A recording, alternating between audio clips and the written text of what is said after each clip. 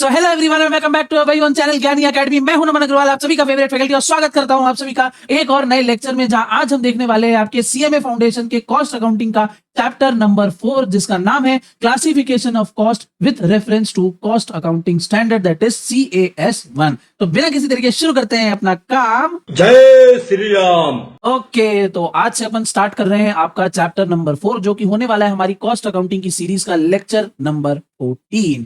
तो फटाफट से देखो भैया, चैप्टर का नाम क्या है। चैप्टर का नाम है classification of cost with reference to CAS1। तो कॉस्ट अकाउंटिंग स्टैंडर्ड 1, जिसका नाम क्या था, जिसका नाम था क्लासिफिकेशन ऑफ कॉस्ट। क्या नाम है उसका? CAS1 का क्लासिफिकेशन ऑफ कॉस्ट।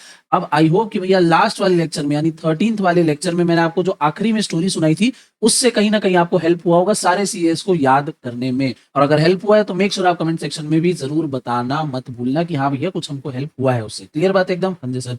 तो CAS1, जिसका नाम है क्लासिफिकेशन ऑफ कॉस्ट, और जैसा नाम है वैसे ही इसका काम है।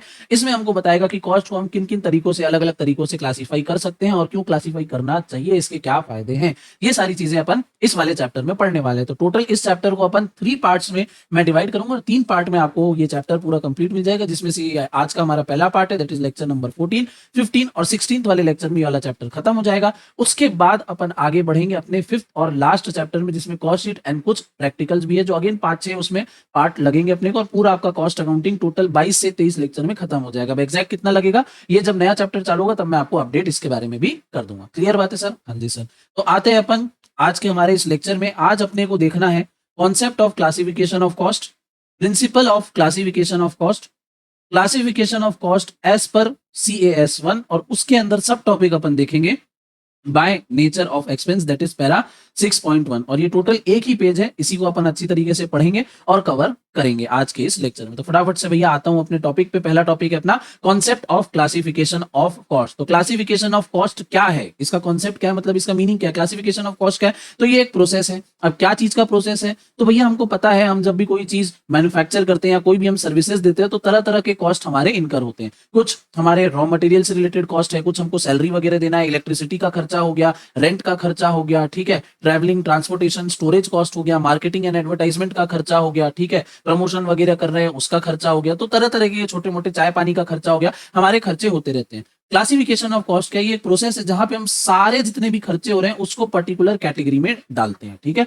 Different different according to their nature, या डिफरेंट चीजें हम क्या करते हैं, सिमिलर नेचर के हिसाब से चीजों को, खर्चों को क्लासिफाई करते हैं और उसको उस कैटेगरी में डालते हैं। और यही जो एंटायर प्रोसेस है, क्या प्रोसेस, जितनी भी डिफरेंट टाइप की कॉस्ट है सबको आइडेंटिफाई करो और उनको एक साचे में डाल दो अकॉर्डिंग टू देयर नेचर, या अलग चीजें, मतलब क्वालिटी कैरेक्टरिस्टिक को देखेंगे, और सेम कैरेक्टरिस्टिक वाले कॉस्ट एक कंटेनर में, दूसरे कैरेक्टरिस्टिक वाले कॉस्ट दूसरे कंटेनर में। इसी को क्लासिफाई करना बोलते हैं। इसी को क्या बोलते हैं? Classification of cost. मतलब क्या? एक प्रोसेस जहां पे हम डिफरेंट डिफरेंट कॉस्ट को आइडेंटिफाई करेंगे और according to their similar characteristic उसको हम एक ग्रुप में डाल देंगे। क्लियर बात एकदम? हाँ जी सर। वो यहाँ पे लिखा होगा, classification of cost is a logical process, यानी हवा हवा में कोई प्रोसेस नहीं हो रहा है, लॉजिकल प्रोसेस है। लॉजिकल प्रोसेस का क्या मतलब? इसके पीछे कोई ना कोई रीजन है, कोई ना कोई लॉजिक है, ठीक है। Of categorisation the different cost involve in a business process according to their type, nature, frequency and other feature to fulfill accounting objectives and to facilitate economic analysis necessary for decision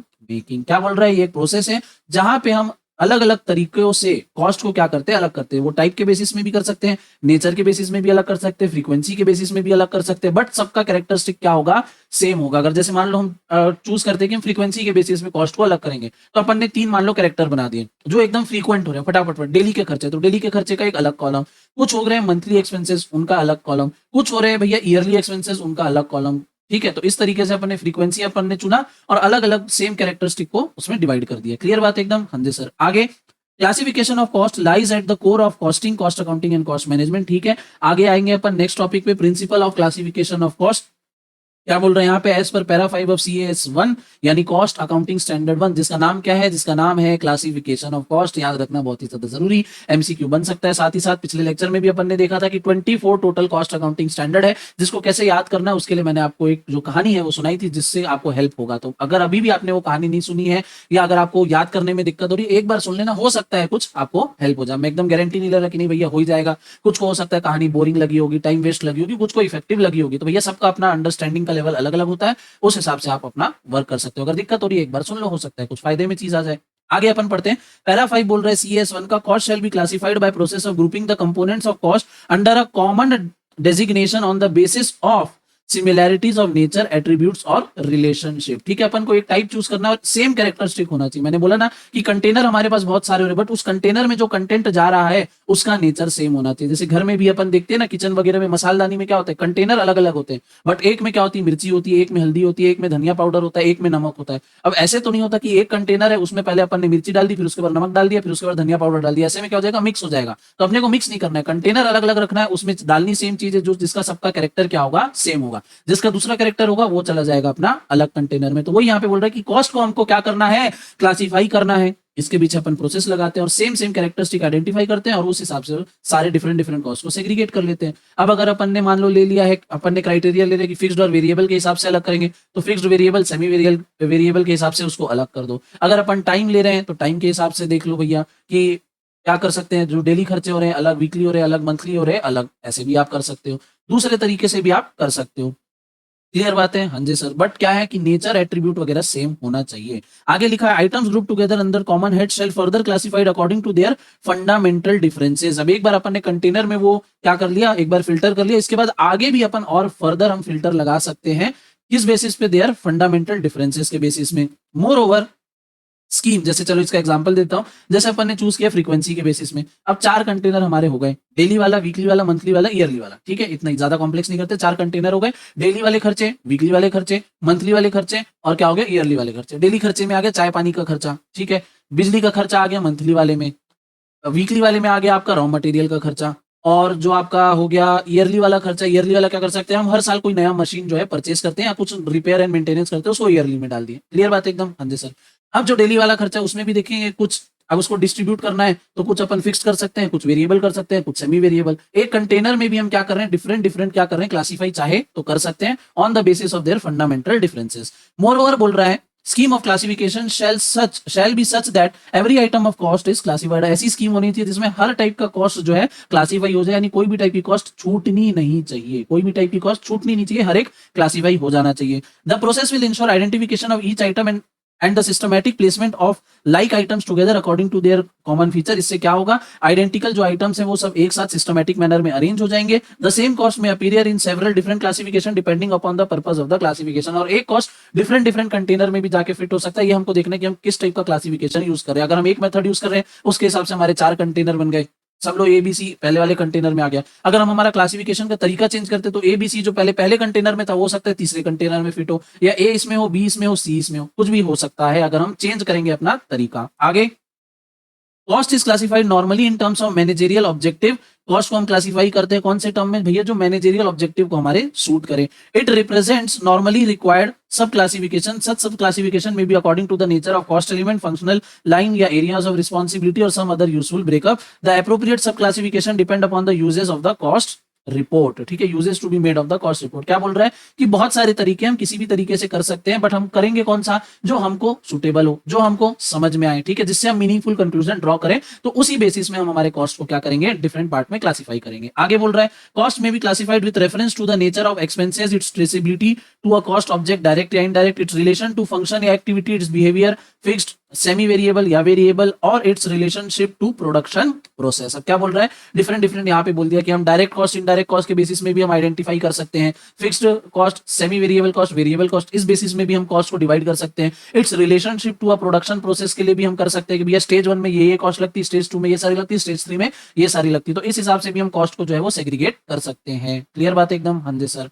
अब आते हैं classification of cost as पर Cost Accounting Standard 1. तो para 4.3 of CAS1 classification of cost is the arrangement of items of cost in logical groups having regard to their nature and purpose. Thus in CAS1 two types of classification, that is logical group, are recommended. MCQ question बन सकता है CAS1 के according कितने type में आप classification कर सकते हो। तो CAS1 बोलता है 2 लॉजिकल ग्रुप हमारे बनते हैं, पहला है सब्जेक्टिव क्लासिफिकेशन, दूसरा है ऑब्जेक्टिव क्लासिफिकेशन। पहला क्या है, सब्जेक्टिव क्लासिफिकेशन, दूसरा है ऑब्जेक्टिव क्लासिफिकेशन। सब्जेक्टिव क्लासिफिकेशन बोलता है on the basis of nature, और ऑब्जेक्टिव क्लासिफिकेशन बोलता है on the basis of purpose. Simple, बस इसको याद करके भूल जाओ। CAS1 बोलता है 2 ग्रुप में आप क्या है कॉस्ट को क्लासिफाई कर सकते हो, सब्जेक्टिव, ऑब्जेक्टिव। सब्जेक्टिव मतलब क्या, on the basis of nature, objective मतलब क्या, on the basis of purpose.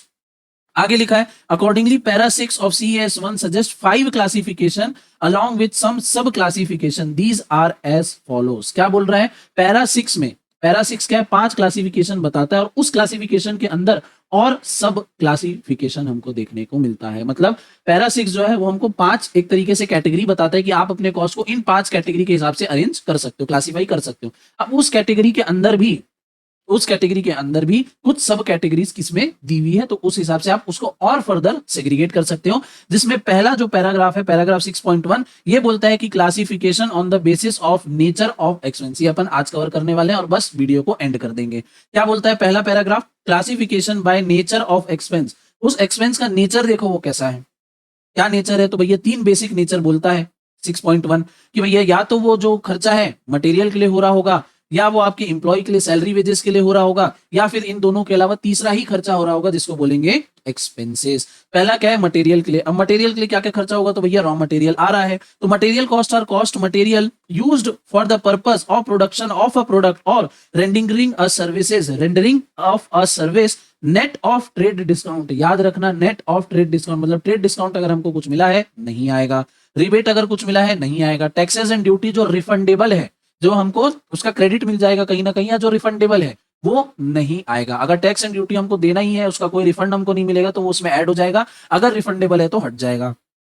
That can be quantified with reasonable accuracy. क्या बोल रहा है मटेरियल कॉस्ट, मटेरियल को खरीदने के पीछे जो भी हमारा खर्चा हो रहा है उसमें क्या सारी चीजें नहीं आएंगी, ट्रेड डिस्काउंट जो मिला है नहीं आएगा, रिबेट जो मिला है नहीं आएगा, कुछ अगर रिफंडेबल चीजें हैं, टैक्स या कोई ड्यूटी है जो रिफंडेबल नेचर की वो नहीं आएगा, और जो भी बच गया फिर वो मटेरियल कॉस्ट आ गया। दूसरा है employ cost are consideration including benefit paid और payable to employees. Benefit paid हमने दे दिया है या पेबल हम देने वाले हैं, कोई भी प्रकार का बेनिफिट सैलरी के अलावा भी, ठीक है। मतलब जो बेसिक होता है कैश जो कंपोनेंट होता है सैलरी में, उसके अलावा अगर हम कोई बेनिफिट दे रहे हैं, जैसे कंपनी ने अपने एम्प्लॉय का इंश्योरेंस करा लिया, या ऐसा होता है कि अगर आप एक ही कंपनी में 5 साल आप कंप्लीट कर लेते हो, ठीक है, एक ही कंपनी में अगर आप 5 साल कंप्लीट कर लेते हो तो अगले साल से आपको एक ग्रेचुटी अमाउंट भी दिया जाता है, ग्रेचुटी आपको दिया जाता है एक ऑनर के रूप में कि भैया आप हमारे लॉयल मतलब एम्प्लॉय हो। तो वो सब टाइप के कोई भी बेनिफिट या टेलीफोन सर्विस, या आपने देखा होगा कि जो सरकारी एम्प्लॉइज होते हैं अच्छी रैंक वाले, तो उनको घर में नौकर, ड्राइवर, ठीक है, क्लीनर्स, ये सब वगैरह मिलते हैं, तो वो सब हो गया। तो ये सब उसमें क्या हो जाएगा, ऐड हो जाएगा, चाहे परमानेंट हो या टेम्पररी हो, for the purpose of production of a product और रेंडरिंग या सर्विसेज। ठीक है, एम्प्लॉय को दिया हुआ कोई भी खर्चा, एम्प्लॉय के ऊपर किया हुआ कोई भी खर्चा, चाहे वो परमानेंट नेचर का हो चाहे टेम्पररी नेचर का हो, इंक्लूडिंग सारे बेनिफिट जो भी उस एम्प्लॉय को दे रहे हैं इसमें आ जाएगा। थर्ड है आपका एक्सपेंसेस। तो expenses are cost other than material and employ cost for the purpose of production of a product और rendering of a services. Example cost of utility, payment for bought out services या job processing charge. ठीक है, तो यानी material और employ, material और labour को आप छोड़ दो, उसके अलावा जो भी खर्चा है वो सारा कहाँ आ जाएगा, एक्सपेंसेस के अंदर में आ जाएगा, जो भी इनकर किया जा रहा है कोई प्रोडक्ट को बनाने के लिए या कोई सर्विसेज को देने के लिए। तो ये था हमारा पैराग्राफ 6.1 जो कि बोलता है कि नेचर के अकॉर्डिंग आप कॉस्ट को अलग अलग कर सकते हो। तो हमारे पास एक बेसिस आ गया। अब नेचर के बेसिस में कैसे अलग करें, तो बोला 3 कैटेगरीज की आ जाती है, मटेरियल, लेबर या इसको एम्प्लॉय भी बोल दिया गया है, और तीसरा है आपका एक्सपेंसेस। तो 3 चीज में 3 कैटेगरी में आप इसको फर्दर डिवाइड कर सकते हो।